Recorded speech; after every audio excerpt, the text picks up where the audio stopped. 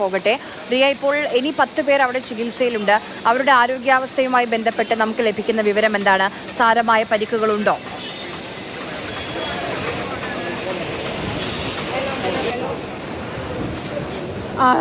ആശുപത്രിയിൽ ചികിത്സയിൽ കഴിയുന്ന മറ്റുള്ളവരുടെ പരിക്കുകൾ അത്ര ഗുരുതരമല്ല. അവരുടെ ആരോഗ്യനില സ്റ്റേബിൾ ആണ് എന്നതാണ് ആശുപത്രിയിൽ നിന്ന് അറിയിക്കുന്നത്. നേരത്തെ നമ്മൾ നിൽക്കുമ്പോൾ തന്നെ ആളുകളെ കൊണ്ടുവന്നു.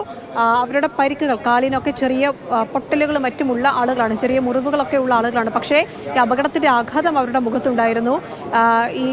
അങ്ങനെയുള്ള ആളുകളെ, നിസ്സാര പരിക്കുള്ളവരടക്കമുള്ള ആളുകളെ ഈ ആശുപത്രിയിലേക്ക് കൊണ്ടുവരുന്നുണ്ട്.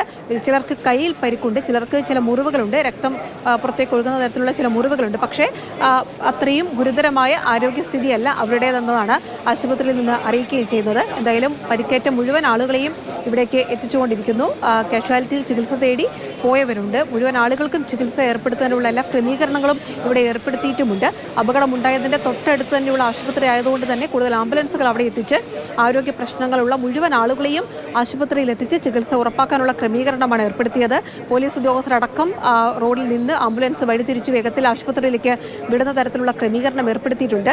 നിലവിൽ 13 പേരാണ് ലക്ഷോർ ആശുപത്രിയിൽ ചികിത്സയിലുള്ളത്. അതിൽ ഗുരുതരമായ ചികിത്സയിലുള്ളവരല്ല, കാലിലും മറ്റു മുറിവുകളുള്ളത്, ദേഹത്ത് മുറിവുകളുള്ളത്, അങ്ങനെ ചെറിയ പരിക്കുകളുള്ളവരെ പോലും ആശുപത്രിയിൽ എത്തിച്ച് അവരുടെ ആരോഗ്യസ്ഥിതി സംബന്ധിച്ച് വിശദമായ പരിശോധന നടത്തുക എന്നതാണ് അതുകൊണ്ട് ലക്ഷ്യമിടുന്നത്. എന്തായാലും നിലവിൽ ആശുപത്രിയിൽ കഴിയുന്നവരുടെ ആരോഗ്യസ്ഥിതി സംബന്ധിച്ച് ആശങ്കപ്പെടേണ്ടതില്ല എന്ന് തന്നെയാണ് ആശുപത്രി അധികൃതർ വ്യക്തമാക്കുന്നത്.